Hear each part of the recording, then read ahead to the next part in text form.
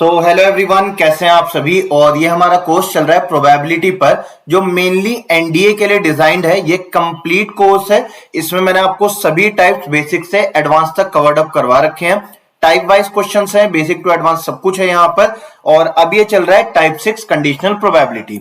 इसमें से ये 5 टाइप्स ऑलरेडी कवर्ड अप हो चुके हैं। आप इसे प्रीवियस वीडियोस में जाके देख सकते हैं। मैंने प्लेलिस्ट कंप्लीट बनाई हुई है, आप उससे भी देख सकते हैं। नाउ अब हम स्टार्ट करेंगे टाइप 6 कंडीशनल प्रोबेबिलिटी। शुरू करते हैं। सबसे पहले कॉन्सेप्ट जान लेते हैं, मीनिंग क्या होता है। देखो अभी क्या हुआ, अगर हमने एक डाइस को थ्रो करा तो हमें पता है इसमें 6 आउटकम्स आ सकती हैं, 1 से लेकर 6 तक नंबर्स आ सकते हैं। लेकिन अगर मैं आपसे कह दूं कि आपको इसमें एक इवन नंबर मिला था, तो क्या उस समय पर आप ये कहेंगे कि 1 to 6 मेरे पास में कोई भी नंबर आ सकता है? आपका जवाब होगा नहीं सर। कि अगर आपने हमें बता दिया ना कि आपको इवन नंबर मिला है, तो उस टाइम पे या तो 2 या 4 या 6 आया होगा। तो इसे कहते हैं कंडीशनल प्रोबेबिलिटी। समझना, आप देखो ये इस्तेमाल कैसे होता है। आपके पास में कंडीशनल प्रोबेबिलिटी कब आती है? The occurrence of an event even when an event E2 has already occurred. आपके पास एक कंप्लीट सैंपल स्पेस है, उसमें से आपको पहले ही बता दिया गया कि ये वाला पोर्शन हो चुका है। तो अब इस वाले पोर्शन के होने की क्या प्रोबेबिलिटी? एक इवेंट इवन है जो ऑलरेडी हो चुका है, तो अब इवेंट E2 के होने की क्या प्रोबेबिलिटी होगी? वो कहलाएगी कंडीशनल प्रोबेबिलिटी। तो अगर मैं सीधे शब्दों में समझूं तो कंडीशनल प्रोबेबिलिटी करता क्या है? ये मेरा सैंपल स्पेस रिड्यूस कर देता है। अगर मैंने कहा कि मेरे पास में 1 से लेके 100 तक के टिकट्स हैं, इनको मैंने एक बॉक्स में डाल दिया, तो मेरा सैंपल स्पेस क्या हो गया? 1 से लेके 100 तक के नंबर्स हो गए हैं। लेकिन अगर मैं आपसे कह दूं कि मैंने इसमें से एक टिकट निकाला, जो कि अगर मैं पहले कहता कोई भी एक टिकट निकाला, तो आपकी प्रोबेबिलिटी ना 1/100 से स्टार्ट होती। मतलब नीचे सैंपल स्पेस 100 का आता, ऊपर डिपेंड करता आपने किस टाइप का टिकट निकाला है, तो टोटल आउटकम्स तब 100 होती। लेकिन अगर मैं आपसे कह दूं कि इसमें से जो टिकट आया है वो 10 का एक मल्टीपल है, तो आप कहोगे सर ऐसे तो 10 ही नंबर हो सकते हैं, तो सैंपल स्पेस रिड्यूस हो गया ना। इसके मैं कुछ क्वेश्चंस करवाता हूं आपको, ये चीज और क्लियर हो जाएगी। अभी आपको फॉर्मूले पे ध्यान नहीं देना, ठीक है। अभी ये जो पूरा पोर्शन मैंने बनाया हुआ है इस पे ध्यान नहीं देना। इसके 2 क्वेश्चंस लास्ट में अलग से डाले हुए हैं, ये चीज तब समझाऊंगा। पहले बस इतना सा पोर्शन समझो, सिर्फ आप कॉन्सेप्ट पे ध्यान दो। क्वेश्चन कराऊंगा अभी और डिटेल में समझाते हैं। देखो क्वेश्चन में क्या कहा गया हमसे, अ डाई इज थ्रोन ट्वाइस। ठीक है, एक डाई को हमने 2 बार थ्रो कर दिया, ये 2 डाइस को हमने एक बार थ्रो कर दिया, एक ही बात है, ठीक है। 36 आउटकम्स होती हैं इस समय पे टोटल। फिर हमसे कहा गया and the sum of the numbers appearing is observe to be 7। हमने 2 डाइस को थ्रो करा, जो सम आया वो 7 आ गया। तो क्या प्रोबेबिलिटी है कि नंबर 2 एटलीस्ट एक बार आ रखा होगा?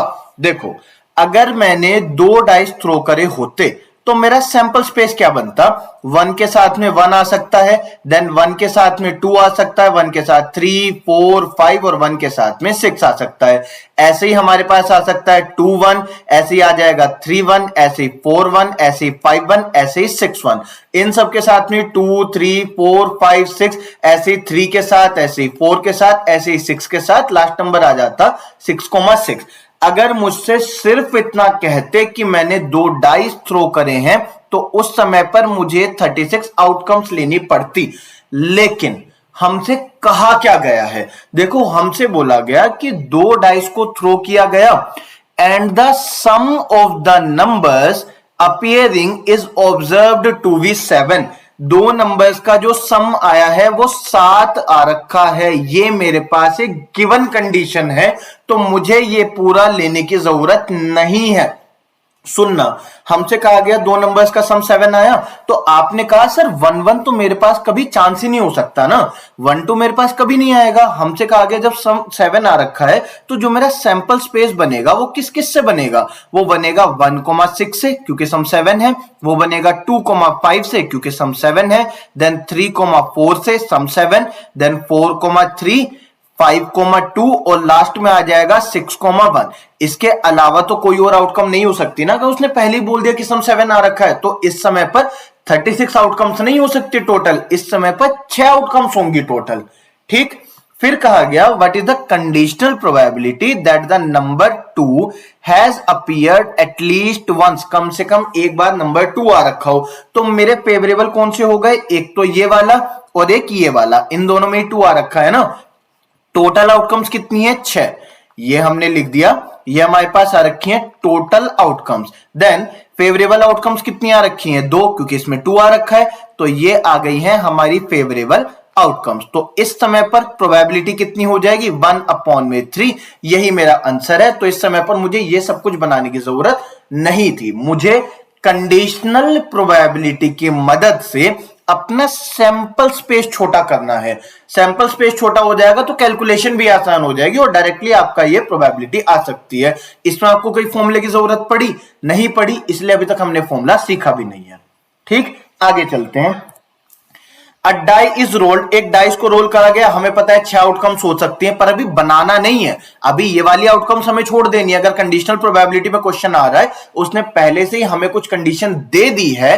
कंडीशनल प्रोबेबिलिटी मतलब जहां कोई कंडीशन दे रखी हो कि ये ऑलरेडी हो चुका है, तो जब कोई कंडीशन दे देगा तो आपको सैंपल स्पेस पूरा नहीं बनाना है। देखो उसने क्या कहा, if the outcome is an odd number what is the probability that it is prime। जब उसने कहा कि आउटकम क्या रखी है, odd नंबर आ रखी है, इसका मतलब या तो 1 या 3 या 5 आया होगा, ये मेरा सैंपल स्पेस है। अब मेरा सैंपल स्पेस 1 2 3 4 5 6 नहीं रह गया, अब सैंपल स्पेस ये हो गया, क्योंकि उसने कंडीशन ऑलरेडी दे दी है मुझे, तो उसके हिसाब से सैंपल स्पेस छोटा हो गया। जब उसने कह दिया odd नंबर आ रखा है, तो 2 4 6 को लेने का क्या लॉजिक है। ठीक, ये तो हो गए टोटल आउटकम्स, तो टोटल आउटकम्स कितनी हो गई हैं, 3। अब देख लेते हैं फेवरेबल, तो फेवरेबल में उसने मांगा क्या, दैट इट इज प्राइम। तो 1 is neither prime nor composite. Prime numbers वो होते हैं जो 1 से और खुद से डिवाइड होते हैं, जिसके 2 फैक्टर्स होते हैं खाली। अब 1 का तो एक ही फैक्टर है खाली 1, तो ये प्राइम तो नहीं है। कंपोजिट वो होते हैं जिसके 2 से ज्यादा फैक्टर्स होते हैं, तो इसका तो एक ही फैक्टर है, इसका मतलब ये दोनों को सेटिस्फाई नहीं कर रहा। सो 1 is neither prime nor composite, ये दोनों प्राइम है, तो फेवरेबल 2, टोटल 3, आंसर आ गया 2/3, ऑप्शन ए क्लियर। ठीक, आगे बढ़ते हैं। 2 numbers are selected at random from the integers 1 through 9। ठीक है, तो हमसे कहा गया 1 through 9 का मतलब है 1 2 3 4 5 6 7 8 9, 1 से लेकर 9 तक सभी नंबर्स फ्रॉम 1 to 9, ये मतलब है इसका। तो 2 नंबर्स इसमें सेलेक्ट करे गए। If the sum is even what is the probability that both numbers are odd. देखो अगर 2 नंबर्स 1 से 9 के बीच में लिए जाते तो मैं टोटल सैंपल्स केस कैसे बनाता, 1 के साथ 1, 1 के साथ 2, 1 के साथ अप टू 9, 2 के साथ 1, 2 के साथ 2, 2 के साथ अप टू 9, पर वो यहां पे करना ही नहीं है। क्यों, क्योंकि उसने हमें कंडीशन दे रखी है। कंडीशन क्या दे रखी है कि सम इवन आ रखा है। ठीक है, आप मुझे बताओ, देखो सम इवन कब आएगा, जब मैं 2 इवन नंबर्स लूंगा या फिर 2 ओड नंबर्स लूंगा। अगर मुझे 2 नंबर्स को ऐड करके इवन बनाना है तो या तो दोनों नंबर्स इवन हो, जैसे मैंने 2 और 4 ले लिया तो उस समय पर सम मेरा इवन आएगा, या मैं दोनों ओड ले लूं तो उस समय पर सम इवन आएगा। अगर मैं एक ओड एक इवन लूंगा तो सम इवन नहीं आएगा, तब सम ओड आएगा। तो 2 इवन हम नंबर्स लेने हैं या 2 ओड नंबर्स लेने हैं। ठीक है, इस क्वेश्चन को करने के देखो 2 तरीके हैं, या तो आप सैंपल स्पेस बनाओ या तो आप कॉम्बिनेशन यूज कर लो। मैं आपको दोनों करके दिखा दे रहा हूं, आपको खुद ही समझ आ जाएगा कौन सा आसान है। देखो 2 नंबर्स लेने हैं जिनका सम इवन आए, तो 1 के साथ में 1 नहीं लिया जाना है, सेम नंबर नहीं लिया जाना है। अब 2 नंबर्स हमने चूज करे हैं, तो 1 के साथ में 3 आ सकता है, 1 के साथ 5 आ सकता है, तो पूरा पूरा नहीं बना रहा हूं, 1 के साथ 5 आ जाएगा, 7 आ जाएगा, 9 आ जाएगा, तो 4 आउटकम्स हो सकती हैं। देन 3 के साथ 1 ऑलरेडी आ चुका है, आप इसमें 1 3 और 3 1 ये 2 अलग अलग केसेस नहीं लेंगे, क्योंकि यहाँ पे डाइस वाला सिनेरियो नहीं है कि पहला नंबर दूसरा नंबर। तो यहाँ पे देखो 3 के साथ में 1 आ चुका है, 3 नहीं लेंगे, तो बचा 5 7 9। ठीक, तो 3 आउटकम्स। देन 5 के साथ में 1 3 आ चुका है, तो बचा 7 और 9, तो ये आ गई 2 आउटकम्स। देन 7 के साथ में क्या आ जाएगा, 9, तो 1 आउटकम। तो टोटल 10 केसेस ऐसे हो सकते हैं जब हमने दोनों ओड नंबर्स ले रखे होंगे। ठीक, ऐसे ही इवन के लिए बनाएंगे, पर और आसान आप इसको कैसे कर सकते हैं, जो मैं दूसरा मेथड बताया था। देखो 1 से 9 तक के अगर नंबर्स लें तो इसमें से 5 नंबर तो आ जाते हैं ओड, 1 3 5 7 9, और इसमें से 4 नंबर आ जाते हैं इवन। तो क्या मैं कॉम्बिनेशन लगा के डायरेक्टली ऐसा कह सकता हूं कि 5 में से 2 नंबर चूज करने हैं। तो ये क्या हो जाएगा 5 फैक्टोरियल अपॉन में 2 फैक्टोरियल 3 फैक्टोरियल।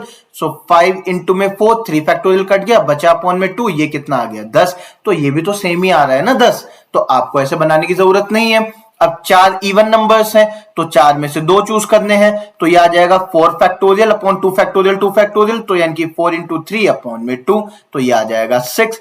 अगर आप ऐसे बनाते तो देखो 2 के साथ में आप 4 लेते, 6 लेते, 8 लेते, 4 के साथ में फिर आप 6 लेते, 8 लेते, फिर 6 के साथ 8 लेते, तो 3 यहां पर, 2 यहां पर, 1 यहां पर, तब भी आपके पास में 6 आउटकम्स आती। 6 आउटकम्स हमने यहां पे लिखी है, तो ये सब बनाने की जरूरत ही नहीं है। हमने सीधा क्वेश्चन को ना यहां से शुरू करा होगा कि 1 से 9 तक नंबर्स हैं, 5 ओड है 4 इवन, 5 में से 2 ले लो, 4 में से 2 ले लो, तो टोटल आउटकम्स हो गई हैं 16। 10 प्लस 6 16 हो गई। फिर उसने क्या मांगा, ये हो गई हमारी कंडीशनल प्रोबेबिलिटी से यहां तक की अप्रोच। फिर उसने कहा क्या प्रोबेबिलिटी है that both numbers are odd. वो कह रहा है कि ये वाले हैं मेरे फेवर के, ये वाले नहीं सॉरी इवन हो गए। तो उसने कहा दोनों नंबर्स ओड होने चाहिए, तो दोनों नंबर्स ओड मतलब ये वाला, तो दोनों नंबर्स ओड में हमारे पास फेवरेबल कितने हो जाएंगे 10, तो 10 के अपॉन में 16 आ जाएगा। तो फेवरेबल कितने, उसने कहा दोनों इवन हो, तो मतलब ये वाले केसेस फेवर के हैं ना, तो 10/16 यानी कि 5/8, तो आंसर आ गया ऑप्शन सी। क्लियर है, आगे बढ़ते हैं। हमसे कहा गया in a class 40% of the students read mathematics, ठीक है 40% बच्चे हैं जो कि मैथमेटिक्स पढ़ते हैं। 25% बायोलॉजी, इसमें से 25% हैं जो बायोलॉजी पढ़ते हैं। देन 15% बोथ पढ़ते हैं, यानी कि मैथमेटिक्स और बायोलॉजी पढ़ते हैं दोनों। ये इंटरसेक्शन का साइन है, इंटरसेक्शन का साइन रिप्रेजेंट करता है बोथ को, ठीक है एंड को। ये जो इंटरसेक्शन है ये इंटरसेक्शन कहलाता है। जब सेट सिलेक्शन फंक्शन कराऊंगा डिटेल में बता दूंगा। ये इंटरसेक्शन को रिप्रेजेंट करता है, इसका मतलब होता है बोथ या फिर ऑल, तो जो दोनों में कॉमन है। तो 15% हो गया बोथ वाला। फिर उसने कहा one student is selected at random, एक स्टूडेंट को सेलेक्ट किया गया। What is the probability that he reads mathematics if it is known that he reads biology. अगर हमें यह पता है कि बच्चा बायोलॉजी पढ़ता है तो क्या प्रोबेबिलिटी है कि वो मैथ्स भी पढ़ता होगा। देखो समझने की कोशिश करना आप जरा, ठीक है। ये है मैथमेटिक्स, इसमें है 40% बच्चे, ठीक। ये है बायोलॉजी, इसमें है 25% बच्चे। ये पूरा जो सर्कल है ना, पूरा सर्कल, ये जो पूरा सर्कल है ये रिप्रेजेंट करता है मैथमेटिक्स को, जिसमें 40% स्टूडेंट्स हैं। और ये वाला जो सर्कल है ये रिप्रेजेंट करता है बायोलॉजी को, जिसमें 25% स्टूडेंट्स हैं। तो ये बीच का हिस्सा क्या है, ये रिप्रेजेंट करेगा कॉमन पार्ट को, जो मैथ्स वाला भी है और जो बायोलॉजी वाला भी है। तो मैथ्स और बायोलॉजी वाले कितने हैं, ये हो गए हैं 15%, ठीक है। अब देखो क्वेश्चन पे आते हैं एक बार। क्वेश्चन में हमसे क्या कहा गया कि इट इज नोन, ये कंडीशन ऑलरेडी गिवन है कि बच्चा बायोलॉजी पढ़ता है, तो जो टोटल आउटकम्स हैं वो कितनी हो गई हैं, वो हो गई 25%। बायोलॉजी पढ़ता है ना, तो बायोलॉजी वाला है पूरा सर्कल हो गया, तो 25% बायोलॉजी वाले भी हो गए। अब देख लेते हैं फेवरेबल, तो उसने क्या कहा ही रीड्स मैथमेटिक्स, वो मैथमेटिक्स पढ़ता है। तो ये जो अंदर वाला हिस्सा है ना हमारे पास, ये वाला, ये अंदर वाला हिस्सा हम नहीं कंसीडर करेंगे। क्यों नहीं कंसीडर करेंगे, क्योंकि उसने ऑलरेडी दे दिया कि बच्चा बायोलॉजी पढ़ता है, तो बच्चा इस वाले सर्कल में से आया होगा। अब उसमें भी मुझे मैथ्स चाहिए, तो मैथ्स तो ये कॉमन वाले भी पढ़ते हैं ना, तो एक कॉमन वाले मेरे फेवर के हो जाएंगे। तो ये हो गया 25/15, तो ये आ गया 5 से 3 अपॉन में 5 टाइम्स। क्लियर। अब मैं आपको वो कॉन्सेप्ट बताता हूं जो ये हमने वेन डायग्राम और क्वेश्चन लिखा हुआ था। देखो समझना, यहां पे हमने करा क्या हुआ है, इसमें P of E bye E2 ये क्या रिप्रेजेंट करता है, ये रिप्रेजेंट करता है कंडीशनल प्रोबेबिलिटी को, जब इवेंट E2 ऑलरेडी हो चुका है, ठीक है। इवेंट E2 ये ऑलरेडी हो चुका है, when an event E2 has already occurred. जैसे यहां पर हमें दे दिया गया था कि सम 7 पहले ही आ चुका है, यहां पर दे दिया गया था कि ओड पहले ही आ चुका है, यहां दे दिया गया था कि सम इवन आ चुका है। तो जो इवेंट ऑलरेडी हो चुका है उसकी प्रोबेबिलिटी हम रखेंगे नीचे E2, ठीक है। E2 मतलब जो इवेंट पहले ही हो चुका है, और इवन जिसकी हम प्रोबेबिलिटी निकालना चाह रहे हैं, ठीक है। जैसे बायोलॉजी वाले बच्चे थे तो उसकी प्रोबेबिलिटी 25% है, वो हमने रखा नीचे। और ऊपर हम क्या रख रहे हैं, ऊपर हम मैथ्स पढ़ने वाले स्टूडेंट्स को नहीं रख रहे हैं, ऊपर हमने 40% नहीं रखा, ऊपर हमने इवन की प्रोबेबिलिटी नहीं रखी, ऊपर हमने क्या रखा, जो ए और बी में कॉमन है, यानी कि जो हमने उसकी प्रोबेबिलिटी रखी जो कि मैथ्स भी पढ़ता है और बायोलॉजी भी पढ़ता है, जो दोनों में कॉमन है। ऊपर हमने रखा जो E1 और E2 में कॉमन है, और नीचे रखा केवल E2। देखो इसमें हमने ऐसे किया कि E2 यानी कि बायोलॉजी पढ़ने वाले तो हमारे पास ऑलरेडी आ चुके हैं, जो बच्चा है वो इस 25% से बाहर नहीं जाएगा। इसमें भी 15% ऐसे हैं जो मैथ्स भी पढ़ लेते हैं, तो 15 हमारे फेवर के आ गए हैं। 10 ऐसे होंगे जो सिर्फ बायोलॉजी पढ़ रहे होंगे, 15 ऐसे हैं जो मैथ्स भी पढ़ रहे हैं। तो मैथ्स वाले हमें लेने हैं जब 25 ऑलरेडी आ चुके हैं। मैंने 1 से 100 तक के नंबर्स लिखे। इसमें मैंने आपको ए इवेंट में कहा कि नंबर 10 से डिविजिबल हो, और बी इवेंट में मैंने कहा कि नंबर 5 से डिविजिबल हो। ठीक है, तो अब मैंने कहा कि अगर नंबर 5 से डिविजिबल आ चुका है तो क्या प्रोबेबिलिटी है कि वो ए से डिविजिबल होगा। तो 5 से डिविजिबल नंबर हो गए 20।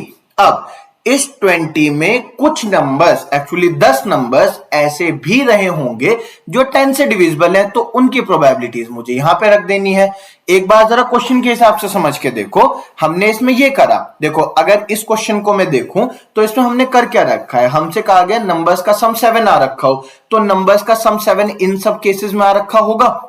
ठीक है, तो सम 7 आने की प्रोबेबिलिटी कैसे निकाली जाएगी। 7 वाले हमारे पास में सम अगर 7 आ रखा होगा, देखो यहां लिख देता हूं मैं कि सम हमारे पास में 7 आ रखा होगा, तो प्रोबेबिलिटी सम 7 आने की कितनी है। तो ये हमारे पास में 6 नंबर्स हैं आउट ऑफ टोटल 36, ये 7 आने की प्रोबेबिलिटी हो गई। ठीक है, अब उसके बाद हमसे कहा गया probability that number 2 has appeared at least once, तो नंबर 2 कितनी बार आ सकता है, 2 1 2 2 2 3 ऐसे 6 बार। देखो ऐसे आ जाएगा ना, 2 1 2 2 2 3 ऐसे हमारे पास में आ गया 6 बार। उसके बाद में 1 के साथ 2, 2 के साथ में 2, फिर 3 के साथ में 2, ऐसे फिर से आ गया 6 बार, जिसमें 2, 2 कॉमन है। तो टोटल 11 केसेस होते हैं जब हमारे पास में 2 आता है। तो 11 केसेस 2 के आने के, पर हमें देखो अगर खाली 2 के आने के केस बताऊं तो 11 हो गए, पर हमें 2 के केसेस नहीं चाहिए, हमें वो केसेस चाहिए जब 2 भी आ रखा हो और सम हमारे पास 7 भी आ रखा हो। तो ऐसे कितने केसेस हैं, एक ये वाला और एक ये वाला। तो इस केस के आने की प्रोबेबिलिटी कितनी हो गई, 2/36। तो यहां पर हमारे पास में 2 आया जिसके साथ सम 7 भी था, तो इसकी प्रोबेबिलिटी हो गई 2/36। अब देखो ये 36 तो कट गया, तो यहां पर क्या हो गया जिसे हमें निकालना है, और यहां पर क्या हो गया जो कंडीशन दे रखी है। तो आपको मैंने क्वेश्चन कैसे सॉल्व कराया डायरेक्टली कि आप सैंपल स्पेस को छोटा कर दो। ये 36 तो हर बार कट ही रहा होगा ना, तो हमने सैंपल स्पेस को छोटा कर दिया। एक एग्जांपल और देखो, देखो यहां पर क्या हुआ, हमें चाहिए एक डाइस को रोल किया गया। ठीक है, एक डाइस को रोल करा गया, इसको एग्जांपल से आपको पूरा क्लियर हो जाएगा। एक डाइस को रोल किया गया तो सैंपल स्पेस में 6 एलिमेंट्स हैं। ठीक है, हमें निकालनी है probability that the number prime हो, दिया क्या गया कि ये ओड आ रखा है। ठीक है, तो देखो ए इवेंट हमने मान लिया कि ओड आ रखा है, तो ओड में क्या क्या शामिल होगा, 1 3 5 ये शामिल होगा। ठीक है, बी इवेंट हमारे पास क्या आ गया कि ओड आ जाने के बाद में, ओड आ जाने के बाद में वो प्राइम भी हो, मतलब एक ओड प्राइम हो, दोनों चीजें सेटिस्फाई कर रहा हो। देन बी हमारे पास में क्या हो जाएगा, 3 और 5, ये दो केसेस फिर हमारे फेवर के हो गए। अब क्वेश्चन में हमसे जो एक्चुअल फॉर्मूला है उसमें क्या बोला कि इसकी प्रोबेबिलिटी यानी कि P of A intersection B की प्रोबेबिलिटी, तो ये कितनी हो जाएगी 2/6, और अपॉन में क्या रख दो, जो हो चुका है उसकी प्रोबेबिलिटी, तो जो हो चुका है उसकी प्रोबेबिलिटी कितनी हो जाएगी, ये हो जाएगा 3/6। तो ये 6 और 6 तो ऑलरेडी हर बार कट ही जाएगा ना, तो आंसर क्या आ गया 2/3। तो अगर मैंने आपको ऐसे कह दिया था कि सैंपल स्पेस को आप छोटा कर लो, मतलब कि जो ओड वाले हैं इन्हें आप सैंपल स्पेस बना लो और उसके बाद जो हमारे फेवर के हैं उसे ऊपर लिख लो, तो आपको प्रोबेबिलिटी मिल जाएगी। तो ये तो डायरेक्ट हो जा रहा था ना। अब इसके बेस पे देखो यहां पे हमने क्या बना रखा है, अगर E1 अपॉन में E2, ये हमें E1 बाई E2 निकालना है कि E2 ऑलरेडी हो चुका है। देखो E1 और E2, ये मान लो E1 है, ये E2 है, तो E2 ऑलरेडी हो चुका है। अब उसमें से भी E1 के होने की क्या प्रोबेबिलिटी है, तो अगर E1 E2 में से ये पूरा हो चुका है, उसमें भी इन दोनों के कॉमन हिस्से के आने की क्या प्रोबेबिलिटी है, वो कंडीशनल प्रोबेबिलिटी कहलाएगा। तो P of A intersection B, ये बीच का हिस्सा, P ऑफ B यानी कि ये वाला सर्कल। अब इसके बेस पे देखो फॉर्मूला यही है कि ए और E1 और E2 का इंटरसेक्शन पार्ट ऊपर और जो हो चुका है उसकी प्रोबेबिलिटी नीचे। अब इसके बेस पे देखो दो क्वेश्चंस हैं खाली, एक तो ये वाला भी कर लेते हैं, फिर इसके बाद में ये दो क्वेश्चंस हमारे पास हैं। तो पहले अब इन दोनों को समझते हैं, आपको समझ आ जाएगा कंडीशनल प्रोबेबिलिटी थी क्या। एक कपल के दो चिल्ड्रन हैं, एक कपल के दो चिल्ड्रन हैं, the probability that both are boys. देखो पूरा सैंपल स्पेस क्या होता, एक गर्ल है दूसरी भी गर्ल है, एक गर्ल है दूसरा बॉय है, पहला बॉय है दूसरी गर्ल है, या फिर दोनों बॉय आ रखे हैं, ये सैंपल स्पेस बनता। अब ये सैंपल स्पेस बनाना नहीं है, 3 4 5 बच्चे भी हो सकते थे। Probability that both are boys if it is known that one of them is a boy.